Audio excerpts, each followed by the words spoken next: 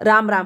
चटपटीत हिरव्या तुरीच्या शेंगांची भाजी करण्यासाठी आधी मसाला तयार करून घेऊ. त्यासाठी पॅनमध्ये 1 चमचा धणे, पाऊण चमचा जिरे, 1 चमचा बडीशेप लो टू मीडियम फ्लेमवरती सतत चाळ देत 1.5 मिनिटं परतून काढून गार करून घेऊ. पॅनमध्ये 1 चमचा तेल घालू. तेल तापलं आहे, मोहरी घालू. मोहरी तडतडली आहे, तुरीच्या शेंगा सोलून दाणे काढलेले आहे ते घालून मिक्स करून घेऊ. झाकण ठेवून 5 ते 6 मिनिटं वाफ काढून घेऊ. मध्ये मध्ये आपल्याला चाळ द्यायचा आहे. मिक्सरच्या भांड्यात भाजलेले धणे, जिरे, बडीशेप घालू.